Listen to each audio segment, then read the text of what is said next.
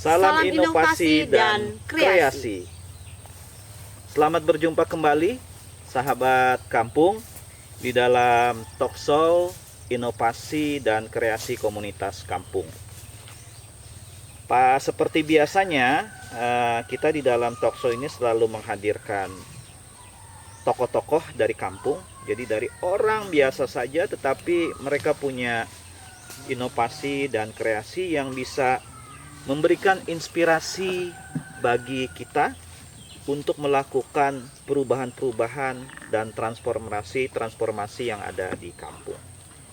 Hari ini saya berkunjung dan bertemu dengan seorang tokoh perempuan kampung, Bapak Ibu sekalian, orang biasa, tetapi menurut kami apa yang dilakukan oleh ibu ini itu bisa memberikan inspirasi buat kita bahwa perubahan itu bisa dilakukan dengan hal-hal yang biasa saja, sesuatu yang menurut kita itu awam-awam saja, tetapi dia bisa memberikan pengaruh yang besar.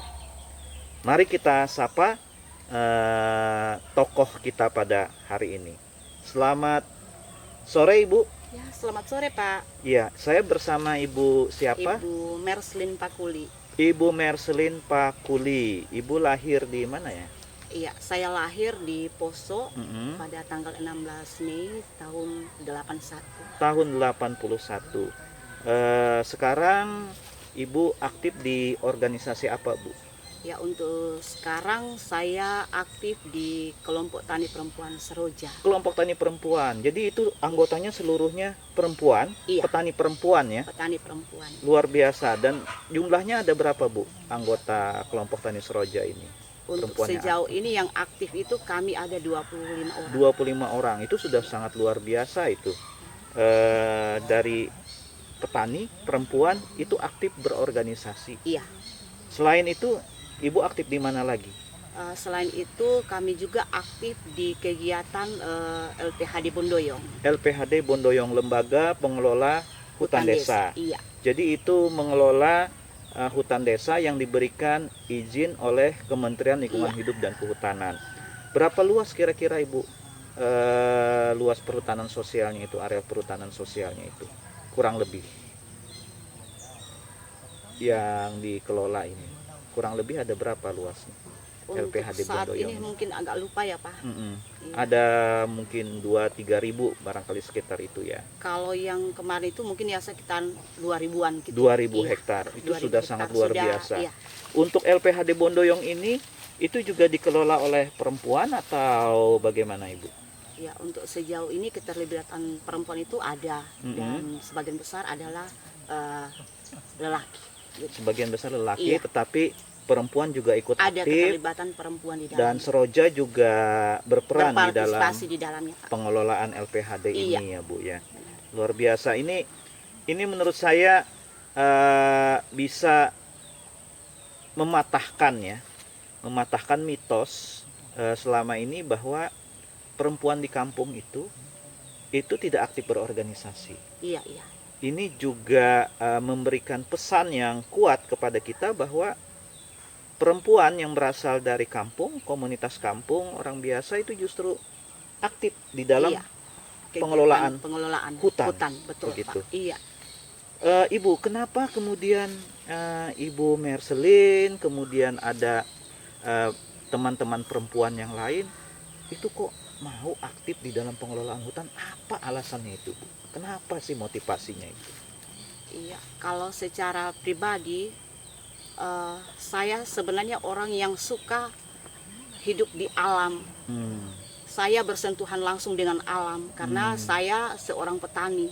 Baik. Dan ternyata ketika kami berbaur di dalamnya, banyak hal-hal yang dapat kami lakukan untuk menjadi salah satu manfaat yang bisa menopang perekonomian kami. Baik. Seperti salah satunya pohon aren. Itu pohon aren itu ketika kalau kita melihat hanya sebatas satu pohon, tetapi ketika kita mengelolanya itu menjadi sebuah satu bahan yang bisa mendatangkan nilai ekonomi buat kita.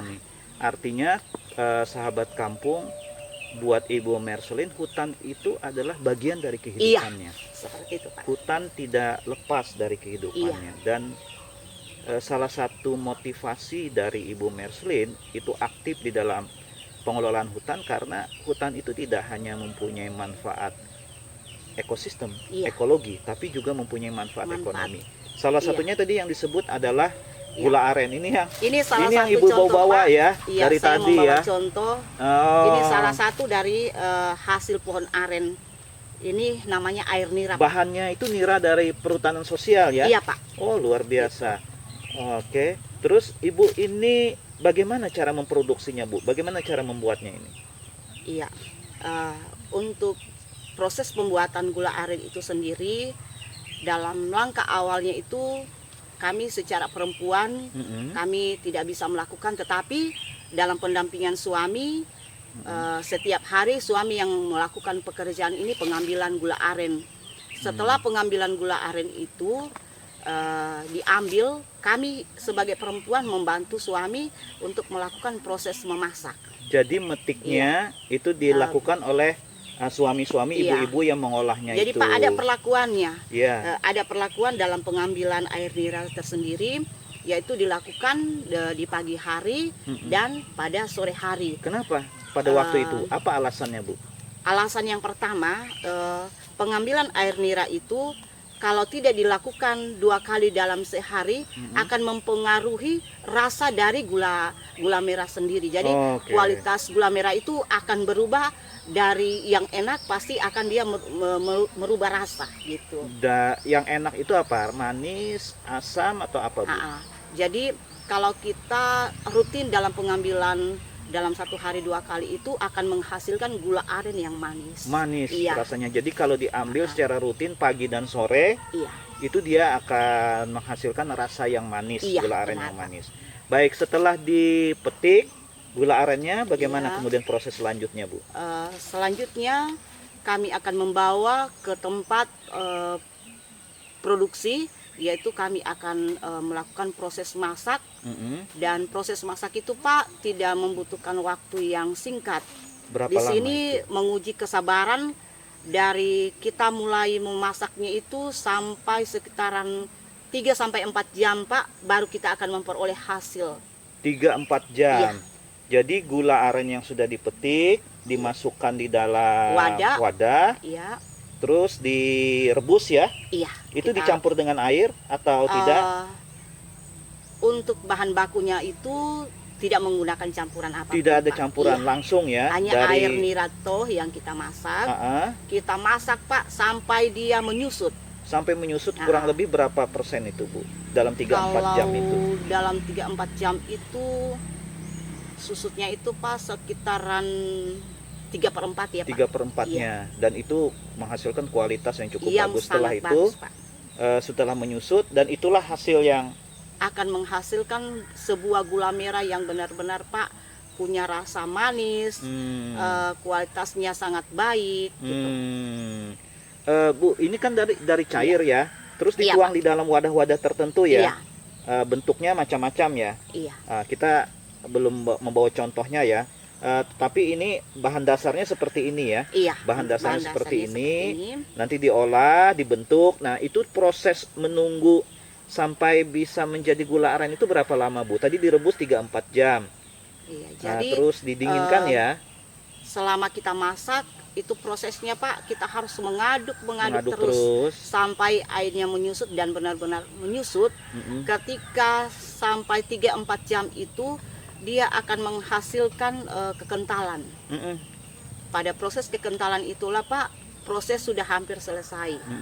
Jadi ketika sudah mau kental, kita angkat, kemudian kita cetak. Dicetak. Iya. Oke. Ada tempat cetakan. Berapa lama menunggunya itu sampai kalau bisa untuk dikonsumsi? Proses cetakan itu, Pak, tidak menunggu proses yang lama, karena kalau kita menyimpan di wadah itu sekitaran 10 atau 15 menit sudah bisa. Bisa. Iya. Oke. Gitu. Dalam 1 hari misalnya, itu berapa ya gula aren yang bisa dihasilkan? Dari berapa liter nira misalnya? Ini nira ya disebut, Pak. gula. Iya, itu berapa? Untuk pengalaman kami sampai sejauh ini dalam satu hari itu penghasilan gula arennya itu bisa mencapai 3 sampai 5 kiloan 3 sampai 5 kilo Iya. dalam satu hari. Iya. Oke. Kalau boleh tahu harga jualnya itu bagaimana menghitungnya Ibu?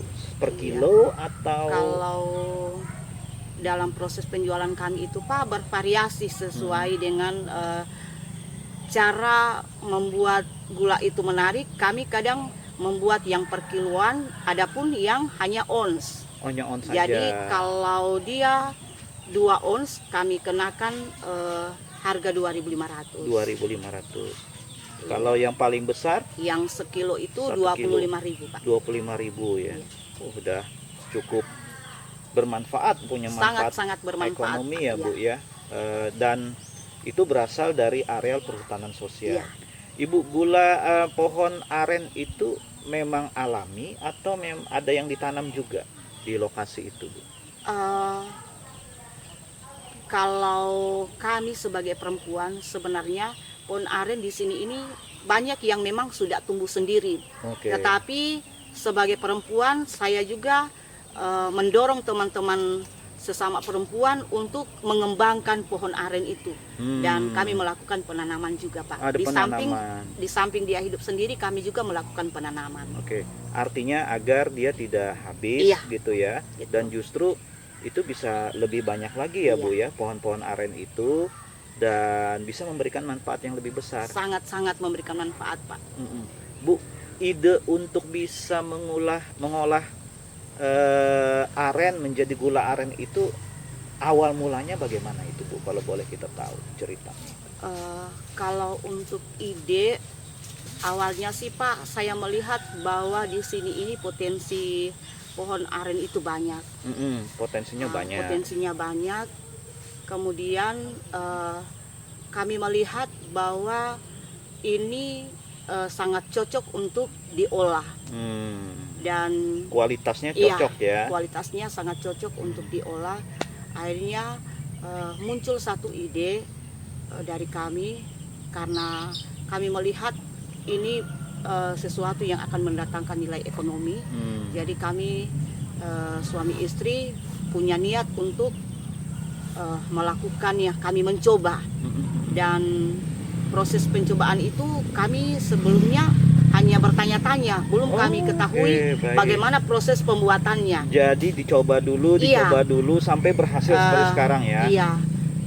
Percobaan pertama Pak kami sempat memperoleh kegagalan karena Oke. ternyata kami belum memiliki ilmu tentang bagaimana sih sebenarnya cara memasak gula aren itu.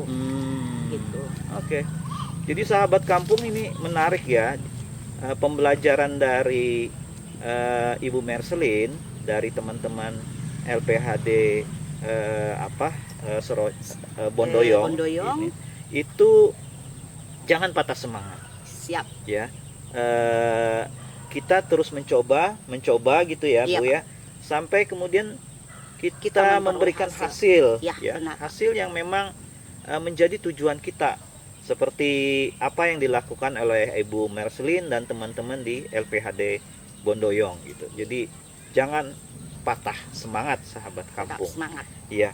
Nah, hal yang lain yang juga dilakukan oleh teman-teman di LPHD Bondoyong di kelompok tani Seroja ini, kelompok tani perempuan Seroja ini adalah mereka memanfaatkan pekarangan rumahnya untuk menanam cabai atau di sini disebut rica ya Bu ya.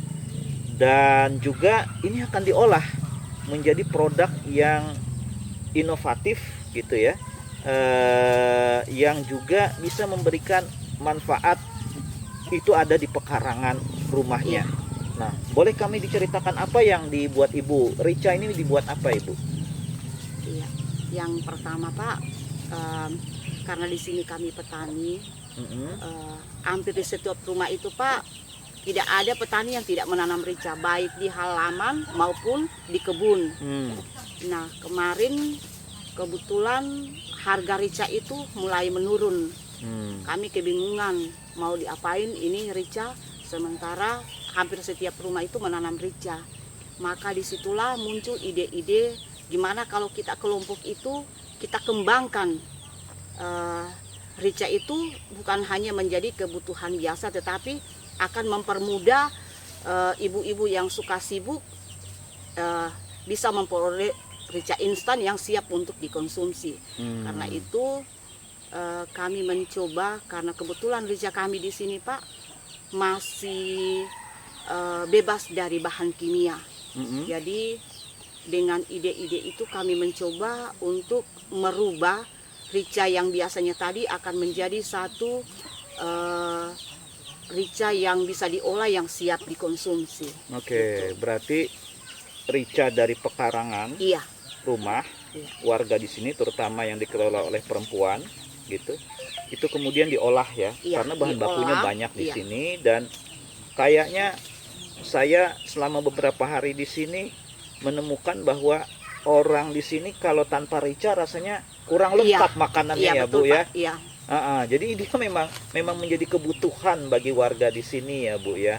Jadi ini satu prospek yang cukup besar ya, Iya, Pak. mengolah rica itu menjadi sambal ya. Iya. Apa keunikan dari sambal yang akan diolah oleh ibu dan kelompoknya ini?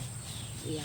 Jadi untuk keunikan dari sambal kelompok kami itu sendiri, yang pertama kami memperkenalkan produk kami yaitu dengan bahan dasar yang tidak bersentuh langsung dengan bahan kimia. Tidak Itu ada bahan satu, kimianya iya, ya? sama sekali tidak ada Pak. Oke. Karena di sini tanahnya masih subur. Kemudian kita mau bercocok tanam untuk cabai itu sendiri Pak, tidak ada yang mempengaruhinya. Jadi kami masih menggunakan cabai yang non kimia. Non kimia itu salah satu keunggulannya ya. Keunggulannya. Oke, berarti dia akan lebih sehat. Iya. Oke, apalagi kira-kira Bu keunikannya selain kalau dikelola keunikan dengan itu sendiri organik? sebenarnya ini cabai ini sambal ini sebenarnya sudah menjadi salah satu tradisi dari nenek moyang kami di sini, sudah turun temurun. Karena prosesnya itu yang secara manual kemudian bisa memberikan hasil yang sangat enak, dan itu ada rasa pedisnya didapat, kemudian ada manis-manisnya. Jadi punya sensasi tersendiri bagi yang rasanya khas mengkonsumsi. ya. Iya. Dan ini juga sebagai salah satu upaya melestarikan warisan Iya, begitulah. kuliner Iya, Pak. ya dari nenek moyang. Iya. Yang rasanya mungkin akan Agak berbeda. Ya, Iya, dari ada- sambal-sambal yang dari biasanya. sambal yang Oke. lain. Luar biasa. Jadi sahabat kampung, kalau datang ke Kabupaten Parigi Motong, kemudian berkunjung ke Desa Desa Bondoyong, Bondoyong, jangan lupa nanti mampir. cari sambal yang dibuat oleh ibu-ibu dari kelompok tani Seroja dan juga LPHD Bondoyong. Bondoyong. Karena itu akan membantu ekonomi ibu-ibu ya, komunitas kampung ini, sekaligus kita juga membantu mereka untuk melestarikan resep kuliner Ya, nenek betul. moyang mereka. Baik, terima kasih Ibu. Makasih banyak, Tapi Pak. sebelum kita tutup, kira-kira apa harapan Ibu ke depan? Iya, untuk harapan kami terkait pendampingan dari Yayasan Capa ini, kami tetap membutuhkan motivasi-motivasi dari Bapak, baik ide-ide ke depannya untuk senantiasa membantu kami, karena kami di sini kelompok tani ini kami selalu membutuhkan pendampingan. Kemudian kami juga membutuhkan yang namanya peningkatan kapasitas. Di samping itu kami juga membutuhkan pelatihan-pelatihan terkait bagaimana cara pengelolaan yang baik agar konsumen itu bisa tertarik dengan produk-produk kami. Baik, Itu yang promosi ya. iya, Harus gimana caranya? dipromosikan. Gitu. Baik. Mungkin baik. itu harapan dari kami ya Pak. Baik, terima kasih Ibu. Sahabat kampung semua, cerita yang disampaikan oleh Ibu Merselin tadi dari kelompok tani perempuan Seroja dan juga dari LPHD Bondoyong itu adalah kisah dari orang kampung, dari komunitas kampung dari ide yang biasa, tetapi mereka membawa perubahan-perubahan setidaknya di desa atau di kampung mereka. Peningkatan ekonomi, kelestarian hutan, dan melestarikan resep kuliner dari nenek moyang mereka. Mereka hidup dari kekayaan alam yang lestari, yang dikelola secara lestari, gitu. Memberikan manfaat ekonomi. Ekonomi yang mereka kelola juga itu adalah ekonomi yang konstruktif, bukan ekonomi yang destruktif. Ini menjadi pesan yang sangat kuat dari komunitas kampung, termasuk komunitas perempuan. Jagalah bumi, jagalah lingkungan kita, agar kehidupan bisa lebih baik. Sahabat kampung semua, kami percaya, Yayasan Capa percaya bahwa inovasi dan kreasi komunitas kampung itu bisa membawa perubahan bagi dunia yang lebih baik. Terima kasih. Salam inovasi dan kreasi.